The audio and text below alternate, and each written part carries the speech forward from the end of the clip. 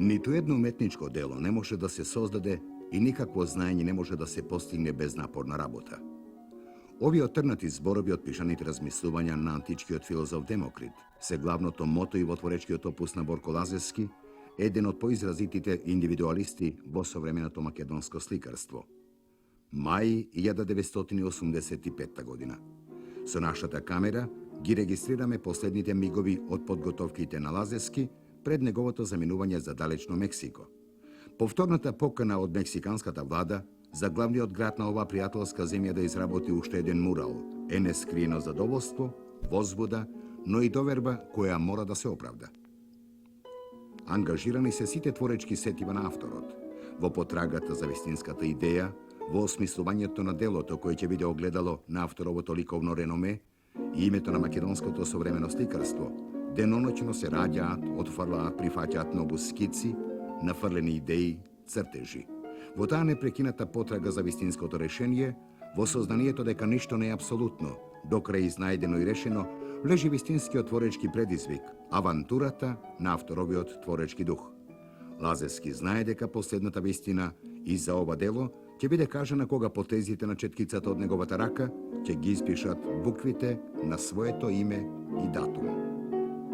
Во ателјето на сликарот, од многобројните скици и представи за делото, веќе како да се чувствува здивот на делото, кое целосно ќе се роди на еден од монументалните ѕидови во Мексико Сити.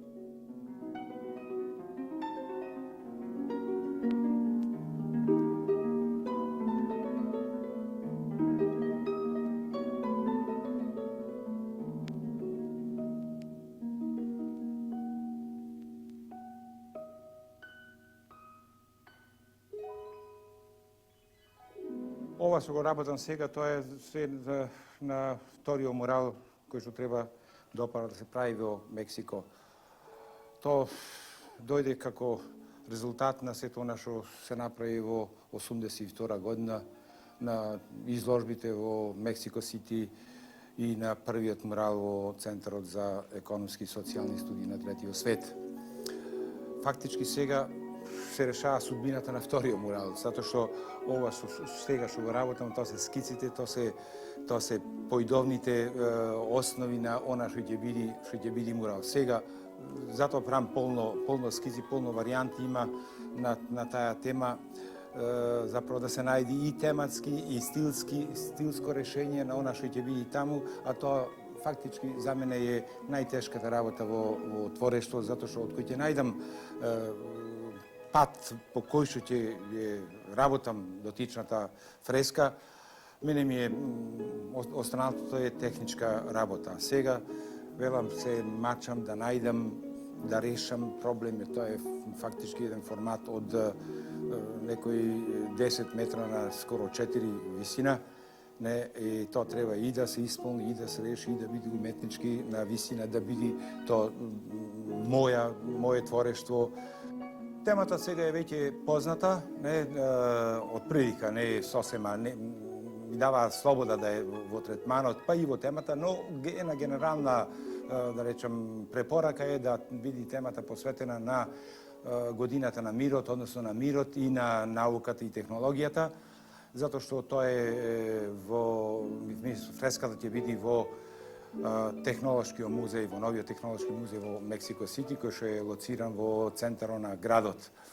Но јас покрај сето тоа ќе гледам што поќе да не само од она што сум јас како автор, како уметник, и имам голема желба таму на тоа место да стои еден детаљ, едно нешто што ќе потсетува дека ова фреска ја правил некој македонец. Мислам сега имам идеја да ставам некаде таму еден елемент од наша сликарија, во смисла народна сликарија, од некој килим или од нешто така, која ќе биде стилизирано и прилагодено и врзано со целата фреска.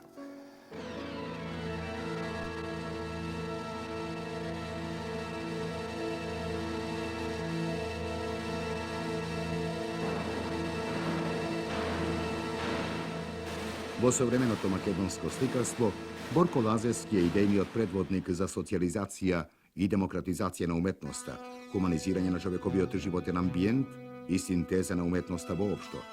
Изразена преку монументалната ликовна техника, оваа идеја тој ја реализира на најфреквентните јазли во меѓучовечките секојдневни комуникации. Годината 1956 е година кога скопската јавност имаше можност да почувствува дотогаш недоживеано чувство на блискост со современата ликовна уметност. Во холот на железничката станица, Лазевски свечено ја отвори монументалната композиција од Народно-ослободителната војна. Како сведок и директен учесник во војната, оваа фреска беше негово широко обраќање кон луѓето околу него и таа стана сечија, општа својна, еден вид масовен медиум, потикнувајќи ги при тоа и освежувајќи ги хуманите, патриотски, револуционерни чувства кај масите. Не откажувајќи се од револуционерното минато на својот народ, како содржинско начело во своите дзидни композиции, Лазевски со особен жар ги слика монументалните достоинственички представи на борци, кои ги будат во нас реминисценциите за индивидуалната митологија на авторот и минатото на еден херојски народ. За жал, фреската беше уништена во катастрофалниот земјотрес во 1963 година. Делото физички беше уништено, но идејата остана бесмртна.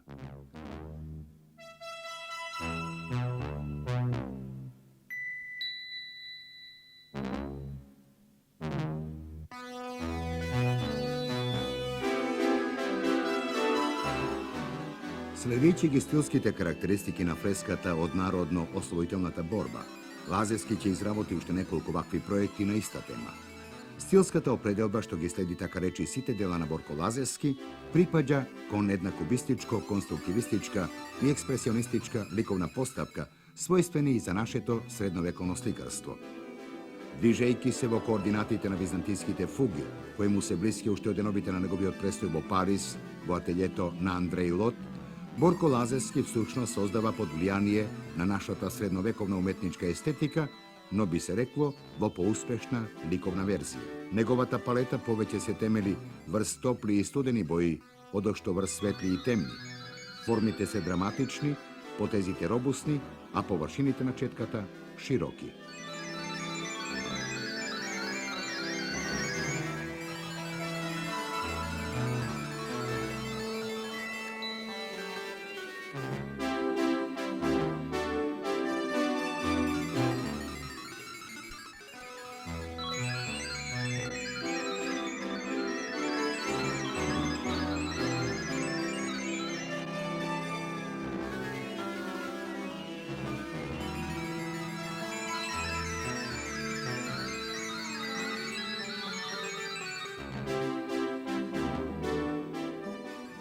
Во Мексико многу често мексиканците, било уметници, било новинари, било културни работници, ми поставува прашање како сум дошол јас до тоа да се занимам со мурализам.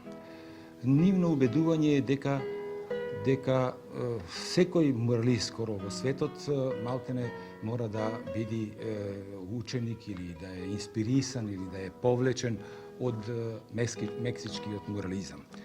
Јас тоа прашање беше многу интересно и радо одговарав и ги убедував дека ние во Македонија имаме и во Југославија имаме голема традиција на мурализам, нашите фрески византиски се живи, близу до нас, везне ги гледаме и дека мојот интерес за муралот е оттаму.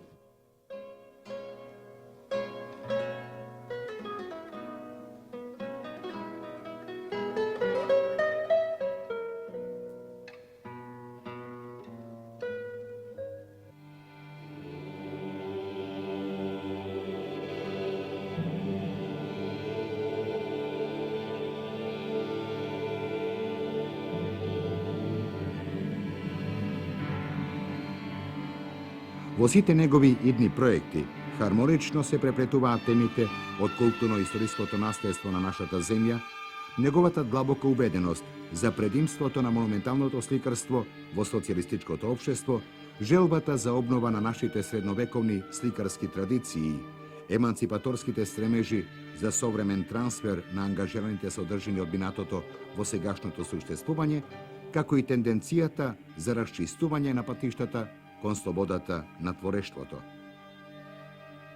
Во кругот на научниот и ликовниот свет, па и пошироко, Неоспорно е големото интересирање за средновековните уметнички дела од Македонија.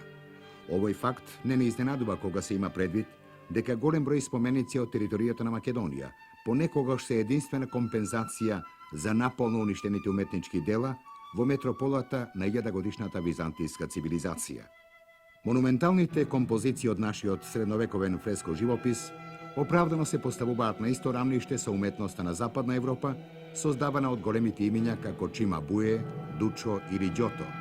На огромни географски дистанци се создаваат така речи идентични по ликовна концепција такви дела, кои се чини како да имаат едни на други силно влијание.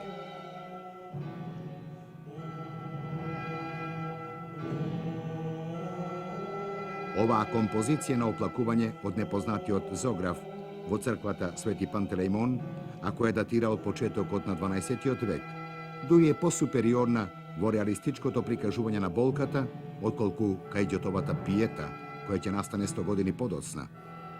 Драмско-експресивното остварување, кое го среќаваме во нашиот фреско живопис, оди до поетизирана идеализација со суптилна лирска нота, рамна на големите рано ренесансни мајстори, а кои секако никогаш не стапнале на ова наше тло. Согласно со принципите на естетските и теолошките барања во ликовниот живот на големите уметнички центри во Византија и на територијата на Македонија, со помош на црковните представници, ктиторите и римецените, се придонело пред очите на верниците да се реализира една посебно конципирана програма, со која се сакало меѓу другото да се создадат културни вредности кои ќе бидат јавни, достапни за светот, а поддржани и инспирирани од православната христијанска вера и незината етика. Овој совршен концепт секако не можел да се роди ни да даде резултати какви што имаме денес, ако не постоеше докрај изградениот идеолошки концепт, не само на црковната иконографија, туку во суштината на незината филозофија. Зашто кога се расте со вакви творби, кога тие го следат човекот од неговото раѓање до смртта, тие веќе престануваат да бидат декорација и стануваат посредници меѓу душите и бесконечните тајни на животот, меѓу реалното и трансценденталното, стануваат звезди водилки, заштитници, спасители или надежи. Затоа човекот духовно се соединувал, ги почитувал до обожавање. Како инаку би го оправдале постоењето на илјадниците цркви на еден географски така мал простор, како што е Македонија?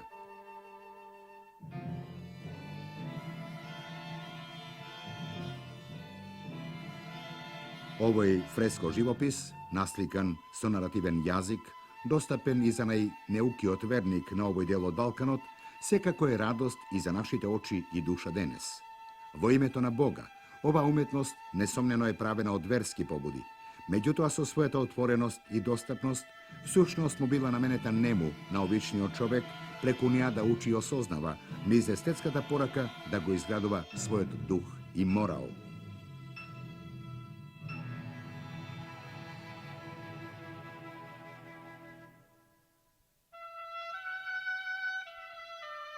Овие средновековни цркви и манастири со својот богат фреско живопис всушност се и првите ликовни галерии кои верникот несвесно ги прифаќал и обожавал.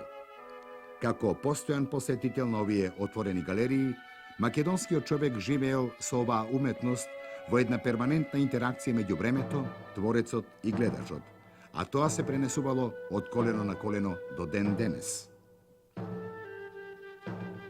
Кога би се анализирала уметноста на овие најчесто анонимни мајстори на четкицата и бојата, би дошле до констатација дека до совршенство ја довеле оваа ликовна поставка, како на ликовен така и на естетски план. Решени се сите можни прашања кои го окупираат секој творец, идејни, уметнички и функционални. Би се рекло, идеја доведена до зенит. Поставени се и решени многу принципи што се вечно важички, универзални. Денес секако особено воодушевува принципот за незината јавна поставеност, односно за социализација и демократизација на уметноста, хуманизирање на човековиот животен амбиент и незината синтеза со архитектурата. Затоа денес не само што се восхитуваме на оваа уметност, туку и учиме од неа.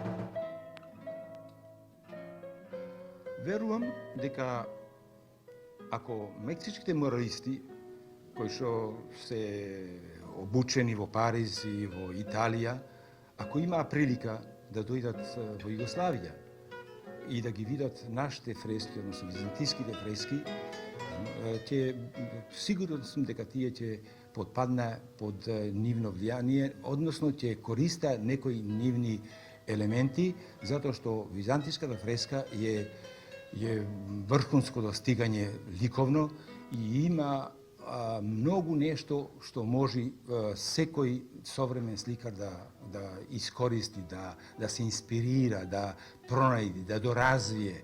Се разбира не да го копира, ами да го доразвие, затоа што, да речем, во однос на ритам, во однос на боља, тоа се фантастични достигања и не знам дали ќе се најди некој сликар на светот кој ќе одолее на тој изазов да се инспирира и да повлече нешто од нив.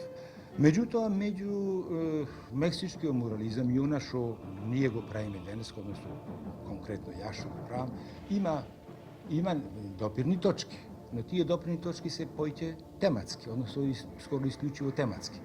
Тоа што и нивниот мурализам и она јас што го правам е врзано со нивната револуција, односно со нашата револуција.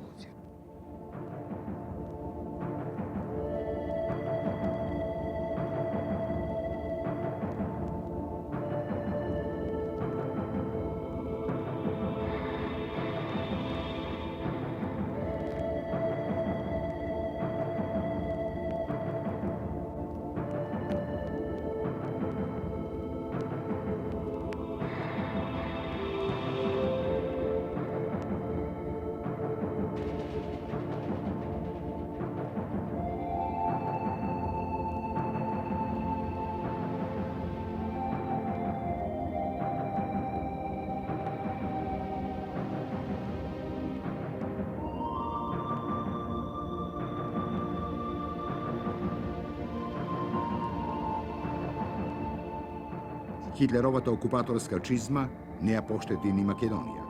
Во разбеснетиот вител на најбесмислената војна во историјата на човештвото се пролија уште една река македонска крв.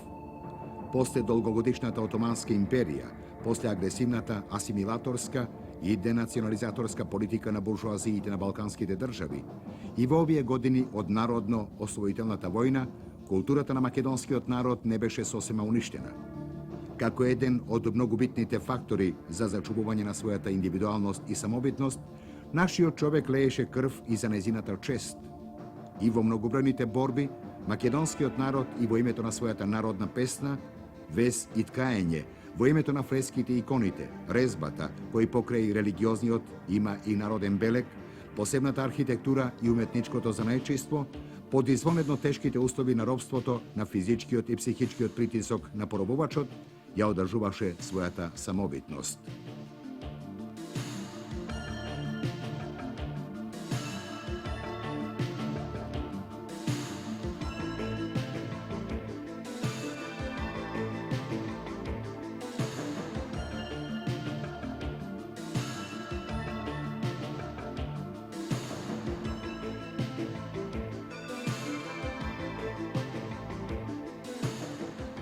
Многу наши уметници и сликари директно се вклучија во народно-ослободителната војна, а со нивните скици и белешки станаа хроничари на големите историски настани. Интензивното доживување на масовните драми на страдањето, некои уметници до ден денес со носталгично болен рефлекс на минатото ги сликаат страдалничко-победничките походи од борбата со желба тие никогаш да не згаснат во заборавот на времето.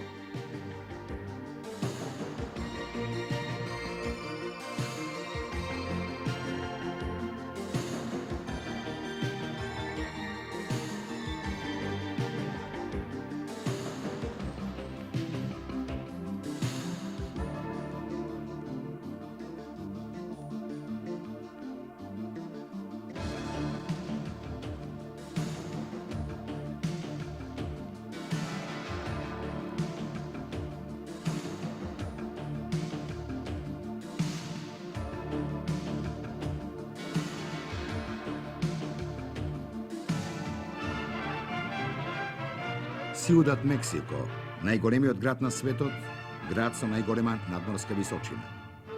Повеќе од 22 милиони жители ја населуваат оваа висорамнина на вечна пролет, давајќи му белег на мегалополис. Како во ретко кој град во светот, овде среќаваме остатоци и белези од културата на владетелите кои господареле со него. Археолошките локалитети на кои се уште стојат очуваните градби на старите ацтеки, градбите од времето на шпанското владење и современата архитектура, се култури кои на овој град му даваат извонедна хармонија и берег на нешто особено што може да се доживее на овој простор.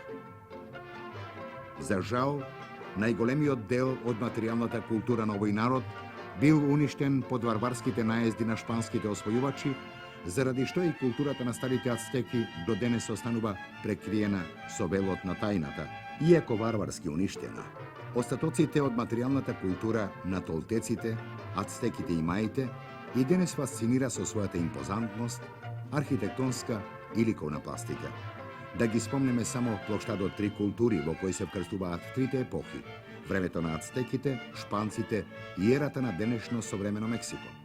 Потоа локалитетот Тула или Теотиуакан, најголемиот археолошки локалитет, на кој се наоѓаат грандиозните пирамиди на Сонцето и Месечината, како сведоци за духовната големина на овој народ. Набљудувајќи ги овие археолошки остатоци, градбите од шпанското владење, кои до денес безпрекорно функционираат и ја исполнуваат својата намена, или современите небодери, човек секако не може да остане равнодушен. Фасцинантни и неодоливи по својата убавина и сугестивност, секоја од нив на свој начин ќе послужи како појдовна точка во изнаоѓањето на вистинскиот пат, во конституирањето на новите сознанија и рамки, во кои ќе започне да се движи немирниот творечки дух на мексиканецот. Тоа ќе се случи по 1910 година, кога големата револуција ја ослободува и уметноста од стеснетите рамки на западната помодарска уметност. Тогаш со сета своја раскошна убавина, традицијата ќе ги отвори своите врати пред ликовните уметници, ќе започне да се провлекува како главна нит во творештвото на идните големи муралисти, ќе ја осликуваат по големите ѕидови ширум Мексико, ќе ги расплантат ѕидовите. Од 1946 година, во главниот град на Мексико започнува да се гради еден од најголемите и најзначајни архитектонски објекти од тоа време, Джиновскиот универзитетски центар, или како што е популарно наречен, студентски град. На овие ѕидини, низ повеќе ликовни техники, како мозаикот, фреската или релјефот, се родија дела кои говорат за автентичноста на оваа уметност, за традицијата и минатото предадени низ окото на современиот творец. Секако, најимпозантно дело овде е делото на О. Горман, кое се наоѓа во зградата на библиотеката. Со своите мозаици на површина од 2000 метри квадратни, оваа градба наликува на некаква чаробна кутија. Потоа ѕидните слики работени во релјеф, а дело на Сикеирос, делата на Франциско Епенс, Чавес Морадо, мозаикот на стадионот во кругот на универзитетот, работен од Диего Ривера и други.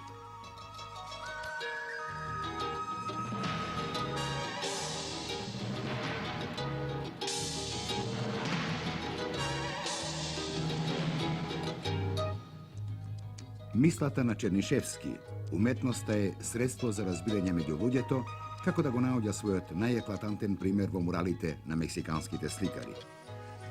Големите уметнички дела се раѓаат само од голема радост или од голема болка, а муралите родени под ѕидовите низ Мексико, како да ги соединуваат овие две чувства: радост за добиената битка во големата револуција и тага за напатениот народ од ова парче небо.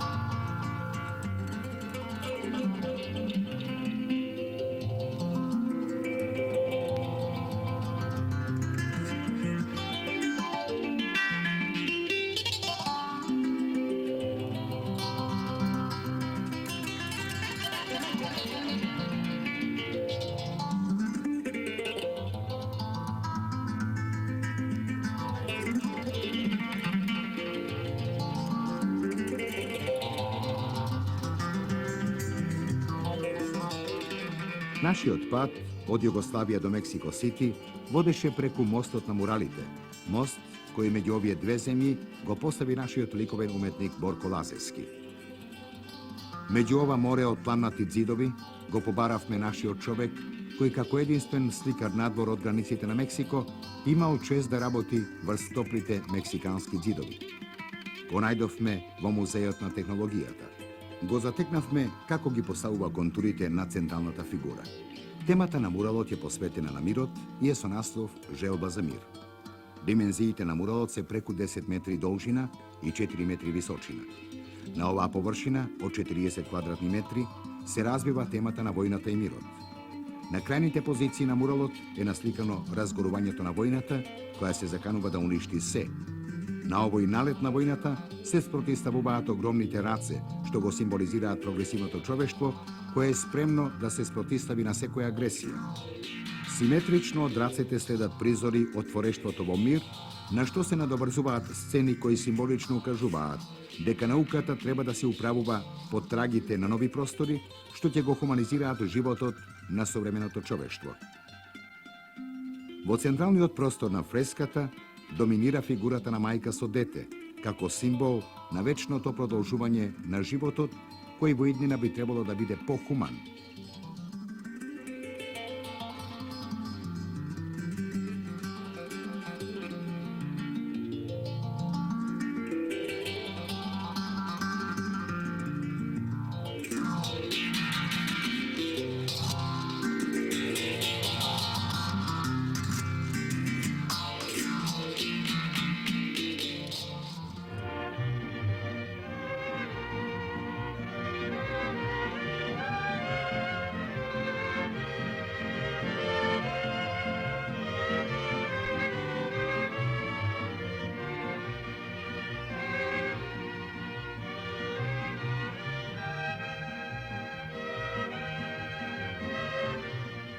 По првичните надзирања и откривања на мексиканските мурали се појави желба и потреба за откривање на неговата генеза, за сознанија за неговото раѓање. Го замоливме најпознатиот мексикански ликовен познавач, критичар, публицист, професор Антонио Родригес, да ни ја расветли оваа ликовна појава која одбележила цела една епоха во мексиканската култура. La pintura mexicana, la pintura mural, nació en 1921 a consecuencia de la Revolución Mexicana. Мексиканското мурално сликарство е родено во 1921 година како резултат и последица од Мексиканската револуција. Sacudió de tal modo al país que puso al descubierto los grandes problemas. Мексиканската револуција што се разви од 1910 до 1920 година ја потресе земјата во толкава мера што ги разоткри големите проблеми на Мексико. Ги разоткри од територијата, од пејзажот, од географијата до човекот со сите негови проблеми. А тргнувајќи од тоа ги одреди корените на мексиканското минато. Cuando en 1920 el secretario de Educación Pública, José Vasconcelos, quiso trasladar al dominio de la cultura lo que la revolución. Кога во 1920 година секретарот за народно образование Хозе Васконселос сакаше да го пренесе на полето на културата она што револуцијата го стори на полето на економијата, политиката и социјалната политика, замисли еден културен проект од голема важност кој се состоеше од тоа да му се овозможи образование на народот. Да се подигнат училишта, библиотеки, големи изложби, многу весници и да се создаде секретаријат за народно образование како што дотогаш не постоеше. Во рамките на ваквата голема културна програма беше осмислено и муралното сликарство. Диего Ривера дојде во Мексико во 1921 година, по 14 годишен престој во Европа и имаше веќе оформено своја посебна и важна питорескност и беше дел од европската авангарда, а поседуваше и голема наобразба од културен и од ликовен аспект. Тој беше повикан да биде активен член на ова ликовно движење. Направи еден мурал во амфитеатарот на Escuela Nacional Preparatoria, која имаше голем одек. Тој беше реномиран сликар, беше голем сликар и оствари целосно ново сликарско дело што им го привлече вниманието на сите. А младите сликари, кои ја посетуваа отворената сликарска школа, возбудени од достигнувањата на Диего Ривера, посака и самите да сликаат мурали. Беше повикана една група сликари, Фернандо Леал, Фелипе Пуертас, Лаканал, Жан Шарло, Мерсија Каедо да сликаат во препараторија. Препараторија на тој начин се претвори во работилница, во лабораторија на мурално сликарство. Подоцна исто така беа поканети Сикеирос и Хосе Клементе Ороско. Така во 1920, 1921 и 22 година беше иницирано ова големо муралистичко движење.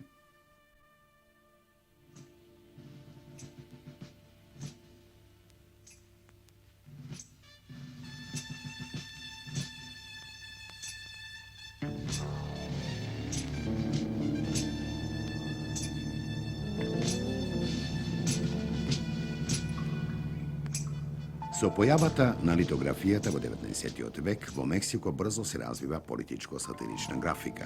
Почнува со Пичета, продолжува со Мануел Манила и Хозе Гвадалупа Посада, кој е најизразитиот представник на оваа насока. Посада повеќе од било кој мексикански уметник во 19. век ја разбрал автентичната народна уметност и визионерски ги преточил незините принципи во своето творештво. Во илјадници графики, тој ги изразува песните и баладите, приказните и секојдневниот живот, критикувајќи немилосредно се што не чини, било да е во прашање црквата, политиката или владата. Неговата работилница се наоѓала близу до Уметничката академија. Студентите, меѓу кои и идните големи тројца, Ороско, Сикеирос и Ривера, се воодушевувале од неговите графики, во кои силно се чувствувал пулсот на животот во градот и земјата, и од неговите идеи подоцна ќе се потврди дека се тие визионерски. Ако Посада беше непосредниот жив учител на големите тројца муралисти Ривера, Ороско и Сикеирос, тогаш остатоците од материјалната култура на нивните предци беа вечниот непресушен извор на вдахновеност и инспирација за сите нивни големи остварувања. Како и кај античките храмови во Древна Грција, така и овде, на овој географски простор, среќаваме архитектонски градби со извонредно богата пластика, низ која старите народи го искажувале својот восхит, страф и почит кон природата и незината недофатливост. Истовремено, почитувајќи го Бога, тие во негово име ги украсувале своите храмови. Овие мотиви, символи, легенди за постанокот на Мексико, насликани од еден изумрен народ, како златна нишка се провлекуваат низ големите панорами на филмски прикази насликани од рацете на големите сликарски имиња и нивните помалку познати современици. Комуницирајќи со духот на своите предци низ специфичниот јазик на сликарскиот израз, мексиканските ликовни уметници и муралисти воедно и најблагородно се одолжуваат кон големиот долг што им го оставија уништените цивилизации на толтеците, ацтеките и маите. Во корените на нивната култура тие ја пронаоѓаат и истакнуваат потребата за својот собствен национален белег.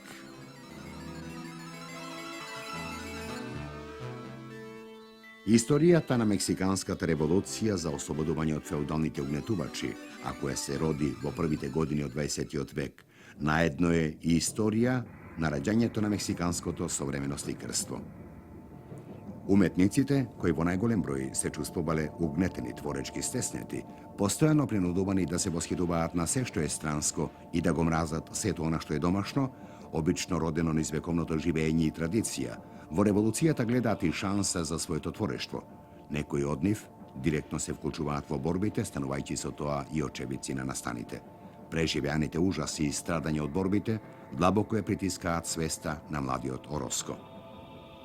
Од тука, во неговите дела, мощне често речиси секогаш се присутни виталните реминисценции од војната, предадени низ цврстите и енергични фигури и ликови на борците за слобода и правдина.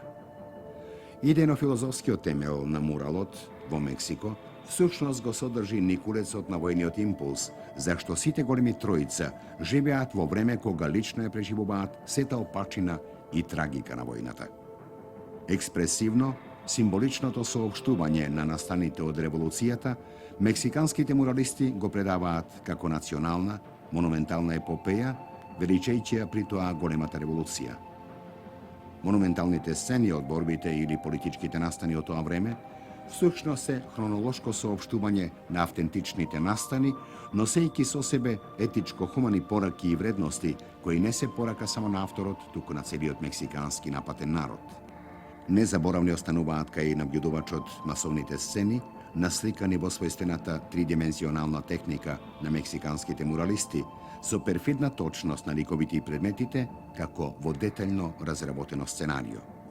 Ниту еден напишан текст или инсцениран на сцена не може да го долови вистинското време и дух на настаните, како овие морали, кои секогаш ќе останат живи слики од големата револуција.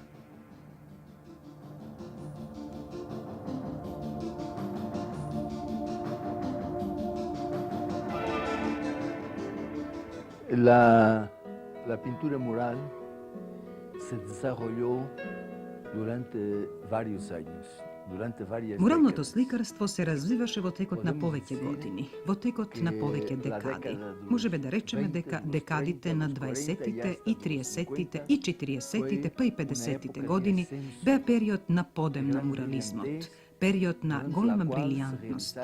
И во овој период беа реализирани некои од најважните дела на мексиканскиот мурализам. Во секретаријатот за народно образование муралот на Диего Ривера, Ескуела препараторија на Хосе Клементо Ороско, Човекот и огнот во Гвадалахара и уште многу други кои представуваат дел од големиот уметнички подем на Мексико.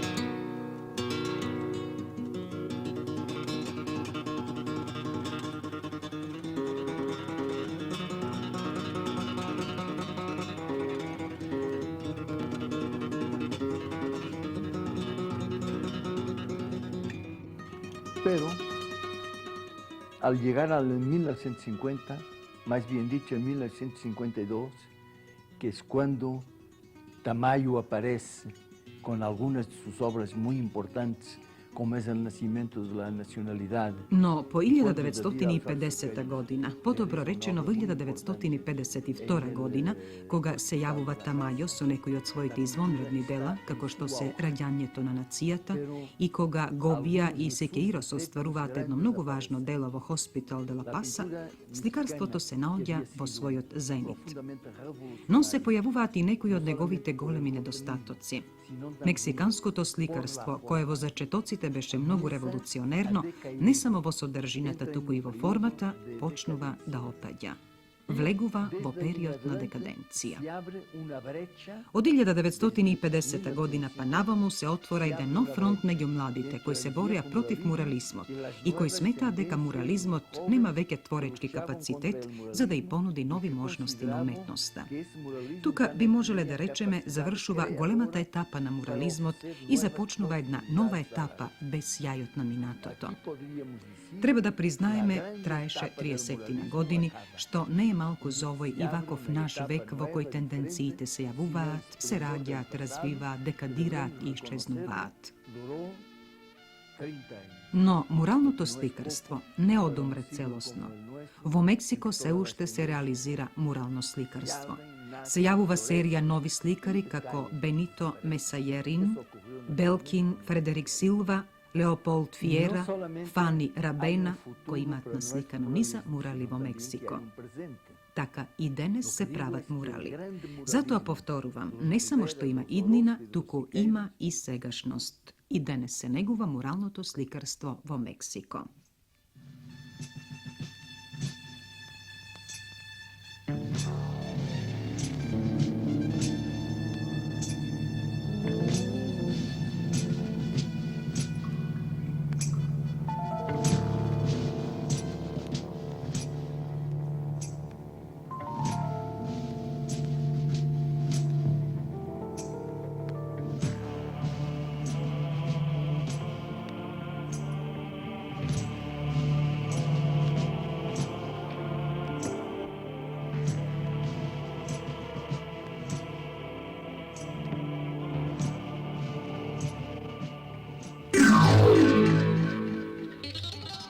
делото на Борко Лазевски и во најексклузивниот дневен и периодичен печат на Мексико беа испишани најпофални зборови како за содржината, така и за ликовната постапка на авторот. Да го слушнеме уводниот текст од каталогот на еден од најпознатите ликовни критичари на Мексико денес, Антонио Родригес. Еден бележит феномен придонесува муралното сликарство на Мексико и на Југославија да се сопаѓаат.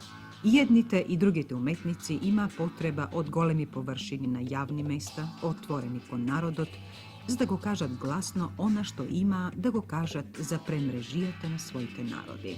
Тоа е основата на совпаѓањето, можеби и затоа што и едните и другите бараа суштини во старите културни корени, што ќе им помогнат да ја најдат или истакнат смислата на националниот идентитет.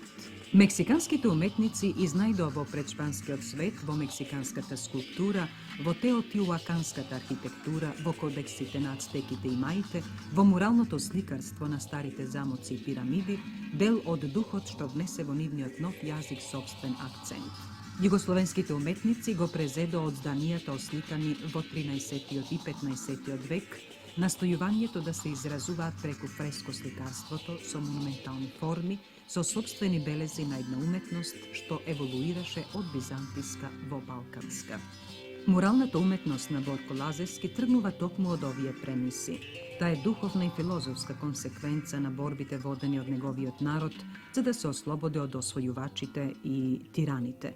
Тој зема од муралното религиозно сликарство на средниот век, во неговата родна Македонија, од техниката на фреската, монументалноста во изразот и одреден достоинствен однос кон ликовите. Уметник со дефинирана личност би било невкусно да се зборува за формалните влијанија од Мексико во неговото дело.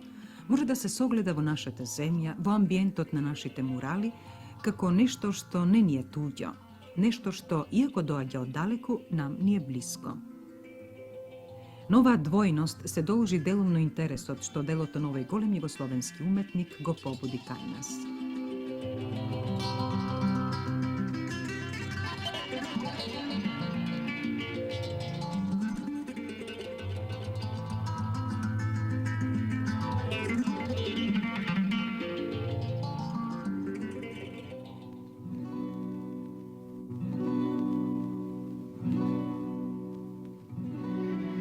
Иако зборовите криза и декаденција во муралното сликарство на Мексико денес се мощне присутни во ликовната јавност, факт е дека голем број млади сликари не можат да му одолеат на предизвикот на овој специфичен ликовен израз. Свртувајќи се кон темите од современиот живот, со сите негови проблеми и предности, тие свесно се впуштаат во вртлогот на овој сликарски порој со желба да застанат пред некои од големите студени и мртви ѕидови на современата архитектура и да им вдахнат живот. За време на нашиот престој во Мексико, посетивме едно 8-годишно училиште во кое осликувањето на ѕидовите му беше доверено на познатиот муралист Арнолд Белкин.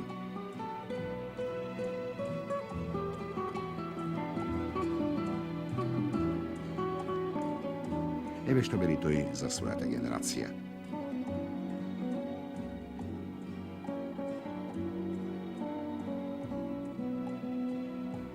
Hay una curiosa contradicción que en México los muralistas gozamos de gran prestigio, merecidamente o inmerecidamente, porque lo hemos heredado de los grandes muralistas de la época de la post-revolución. Los muralistas de esa época, como participaron en la revolución, Постои интересна контрадикција дека ние муралистите во Мексико уживаме голем углед, заслужено или незаслужено, зашто сме го наследили од големите муралисти од постреволуционерната епоха. Муралистите од тоа време, како учесници во револуцијата, и биле на располагање на власта и имале многу работа, зашто муралот во времето по револуцијата бил дел од кампањата за описменување на народот и бил дел од политиката за народно просветување.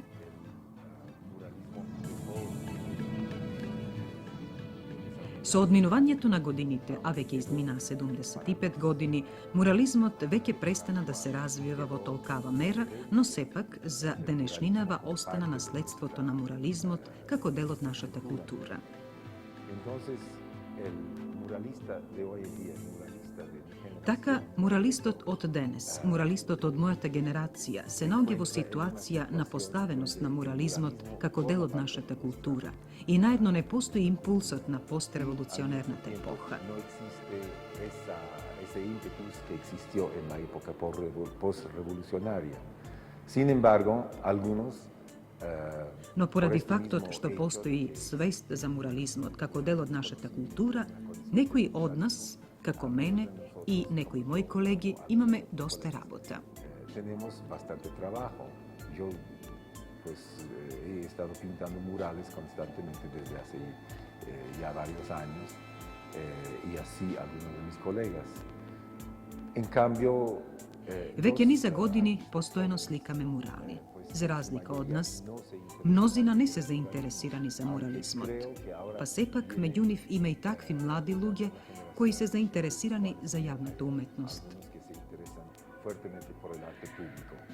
Pero, de todas maneras, Но se можеме podría да заклучиме concluir дека diciendo во que современото el arte сликарство во Мексико, contemporáneo, иако не се посветуваат на мурализмот, младите уметници наследиле еден вид монументалност, еден вид чувство за монументалното. una cierta monumentalidad, un cierto sentido de lo monumental y un cierto compromiso público. O sea, el arte en Во Мексико, уметноста не се согледува како објект кој се продава во галериите за одреден круг интересенти, туку постои свест дека уметноста може да служи и за комуникација со еден дел од публиката која не поседува висока куповна моќ. Мислам дека во Мексико се уште живее свеста за уметноста како јавен израз. que no tenga el alto poder adquisitivo. El arte como expresión pública, creo entonces sigue vigente en México.